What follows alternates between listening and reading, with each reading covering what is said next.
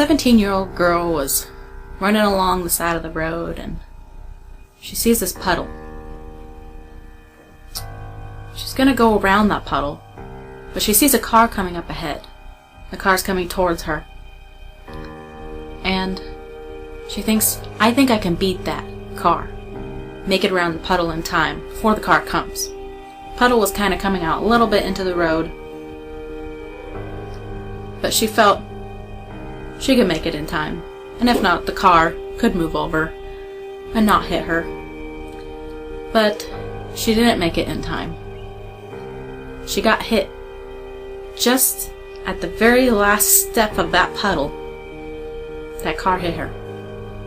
And she flew into the air, landed on the ground, turned around, and saw a deformed leg. And the car driving down the road, not coming back. She started screaming. And then she noticed the car was coming back. The car came back around, and another girl, about her age, came out. Kind of in hysteria. The driver didn't know what to do. And the girl lying on the ground who was hit said, call my family. Call an ambulance. So she went to go do that, and the girl on the ground is in agony. Her leg completely deformed. The bottom half of her cap is just not even attached to the top half. A lady came out from the orange trees, which were right on the side of the road. There's an orange grove, and the lady just came out of there. She came and consoled the girl on the ground and told her to put her leg on her, but it was excruciating pain to put the leg, to rest her leg on the orange grove lady's leg. But she did. And eventually, the girl's father came onto the scene, and she told him what happened. And then the sheriffs came, and the fire truck came, and the girl was lifted onto a gurney. They ripped her shorts to check to make sure nothing else was wrong. And they put her in the ambulance, and they sent her to the hospital, and the whole way to the hospital, she was looking at these red numbers. Red numbers would change and go up.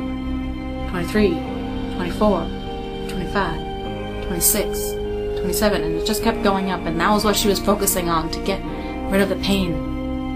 Because they couldn't give her anything for the pain until they knew what was wrong. So they had to get to the hospital first. They get to the hospital, and they're doing x-rays all over her body.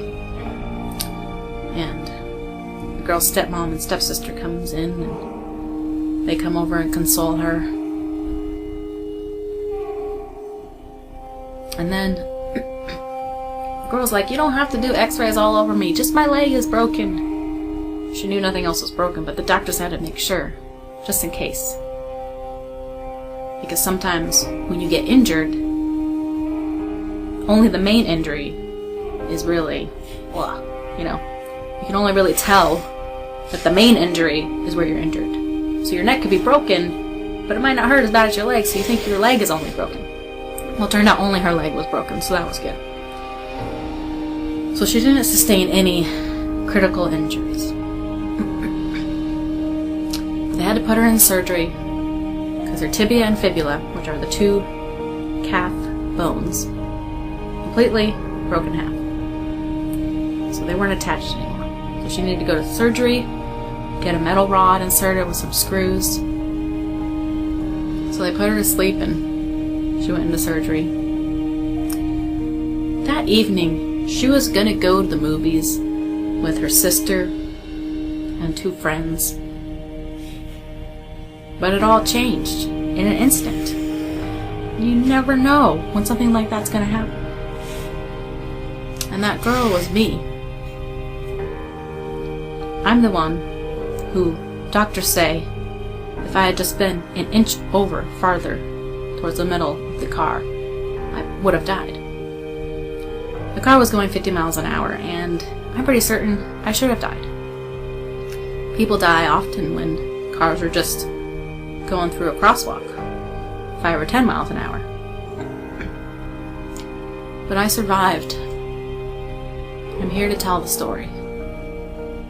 Because you never know when your life is going to end. And sometimes something comes along to make you realize that. So there's a reason that everyone is here. And that's what I want to tell you about today. Why are you here?